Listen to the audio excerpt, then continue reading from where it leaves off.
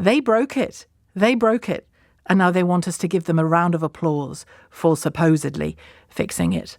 What screams from these messages, and those ones about educators, teachers and the education unions, show it more than any others, I think, that we've seen so far, but there's going to be more, and into the weekend I'm sure they'll save their best to last, is the contempt that these government ministers hold you in and hold the rest of us in. I've mentioned a few times on air that I have someone close to me who is waiting for an organ transplant.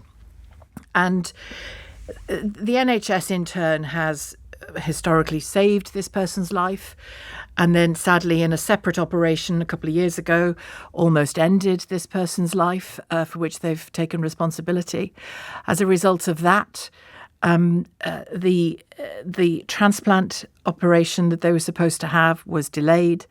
The incredible pressure that the NHS is under means that operation has been delayed, and I could bore you with the intricacies of the mental torture that both the person that needs the transplant and the person within the same group offering their kidney to them. So add to that the incredible pressure and delay that's happening in the NHS. That has slowed it down. Three times now, after the call this morning, an operation has been cancelled. And I can't tell you the mental torture that that's creating in the people involved. Not just the two people, the recipient and the giver, the donor, but the people around them, their family, the people around them. And it struck me when I was talking about it with them this morning and thinking about it myself this morning. They are in that position, and it isn't just my family and friends. Your family and friends have been hurt by this government because of the contempt in which they hold you. I really believe this, and I don't like saying it because I really would rather we had mature, thinking, feeling government. I really would. And again, I don't think for a second that government is easy. I don't think managing the pandemic was easy. I wouldn't wish it on my worst enemy. So this isn't about just whining about a government because they didn't get everything just right. No government gets everything just right.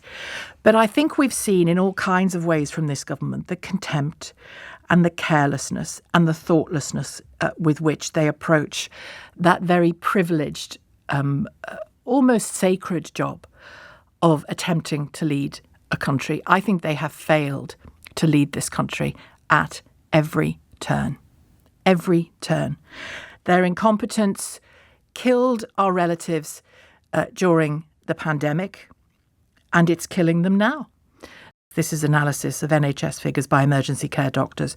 So that's in all, last year, over 23,000 people died last year after spending at least 12 hours in an A&E waiting for care or to be admitted to a bed. Some of them would have died anyway because of whatever they were presenting with, of course. But a 12-hour wait when you have something so wrong with you that you end up dying of it is surely contributing to many of those deaths. So the government's failure to plan a workforce in the NHS, the government's failure to properly, seriously and readily hold talks, serious talks, sensible talks about pay with the health unions is contributing to the deaths of your relatives right now, and the sickness, the ongoing sickness that maybe you yourself are experiencing because you can't get access to the care that you need, even quite basic care sometimes that you need from the NHS that you have paid for. And when we talk about paying the public sector workers in the NHS and in education, let's not forget teachers in all of this as well, given those despicable comments from Matt Hancock and Gavin Williamson, Sir Gavin Williamson. Let's not forget the contempt in which they hold you. Just don't forget it. I've had enough of it. I have had enough of them. I've said before, I think that morally, they don't have the right to serve anymore. They're not serving. They don't have the right to hold office anymore morally. I know that constitutionally they do. I get that. But if you're telling me we have to wait another 18 months, I'm not saying what the outcome will be of a general election, but that's the next time I know we've got some other elections between now and then, but that's the next time you realistically have a chance to kick back at these people, that is the next time you have that chance. And I, for one, don't want to wait 18 months to really, really let them know that we've had enough of it. The other day, Rishi Sunak he's done a good job. Don't get me wrong. He's done a good job on the framework. He's certainly made progress and improved the relations with the EU. And he clearly did the legwork and he clearly did the diplomacy. Good for him. He did it.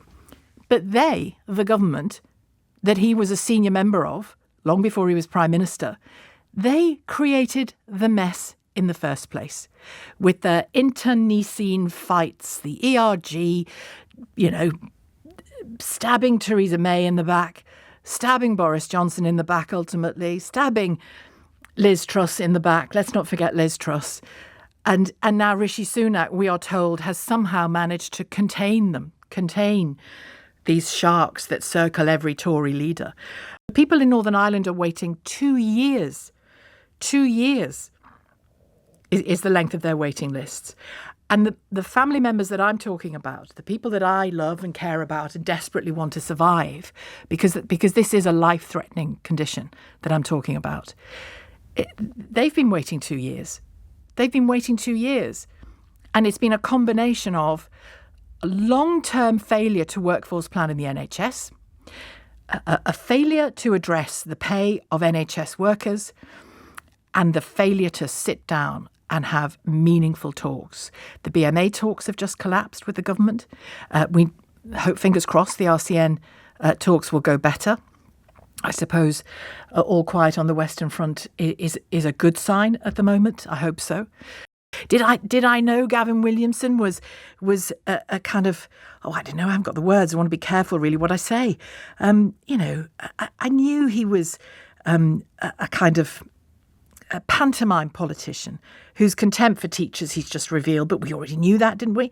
They really, really do just hate work, said Gavin Williamson. Rees-Mogg, Jacob Rees-Mogg, getting a couriered COVID test for his own son to the House. And his defence is, I know it might look privileged. I know it might look like we're making ourselves special cases, but it was related to my heavy workload as a government minister. Give me a break. Heavy workload as a government minister. You think the only people who do hard work in long hours are government ministers? My sister was doing 12, 14, 15-hour day shifts as a midwife in full PPE all day, every day, while you were being a government minister. She didn't have special tests sent to her house. She didn't have tests of herself to start with when she was doing that.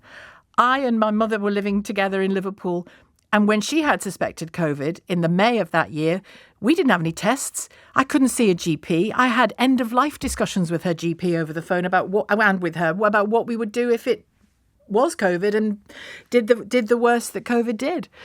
Conversations about, do we go to hospital, do we stay at home and accept that that's it? What do we do? People working 12-hour shifts in care homes with no PPE. They didn't have special tests for their children or themselves couriered to the house.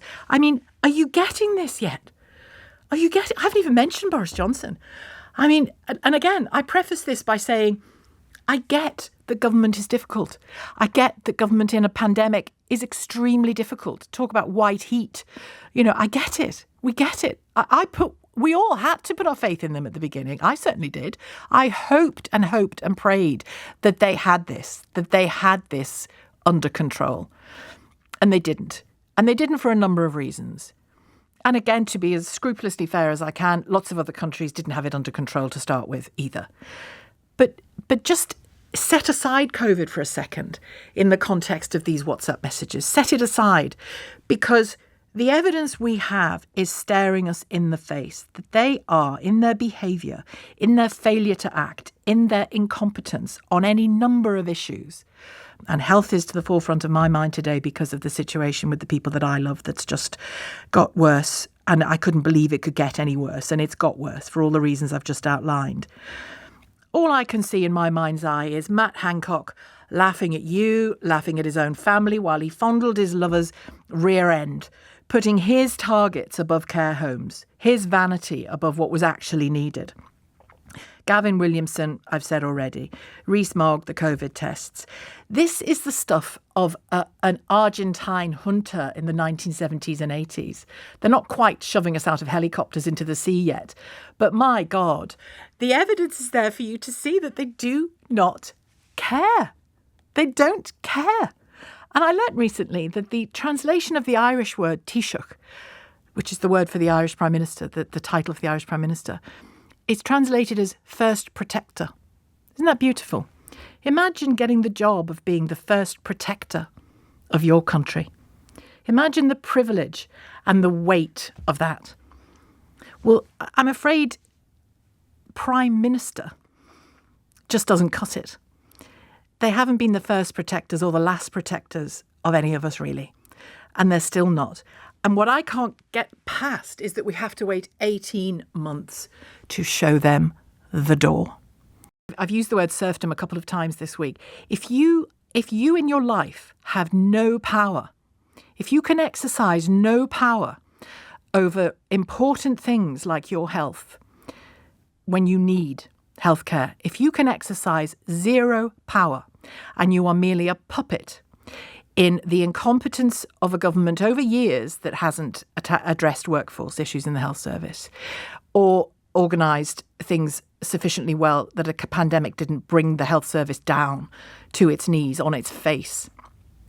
If you have no power to influence that, you are a serf. And that is a horrible thought. And I think that's where some of them, not all of them, but I think that's where some of them want us. Williamson is happy for you to be a serf. Hancock is happy for you to be a serf. I'm almost at a loss for words about it now, because the only power we now have is a general election. And we've got to wait 18 months. Imagine the people who are going to die and be harmed or be devastated in those 18 months. We learnt this week that twice the number of children are living in food poverty than a decade ago. You know, are we just going to sit in a corner, covered in filth like a serf, waiting for them to hurt us even more? Because that's the reality of what they're asking us to do. Health service, not fixing it. Staffing, not dealing with it. Pay deals, sorry, can't give you any more pay. Wait till after the budget. Can't do this, can't do that, won't do that. Oh, but do applaud me for fixing things in Northern Ireland. Well, we'll see whether they fix things in Northern Ireland when the Assembly is up and running and people's health care is fit for purpose and people's education is fit for purpose in Northern Ireland as well. They broke it. And now they want us to give them a round of applause for supposedly fixing it.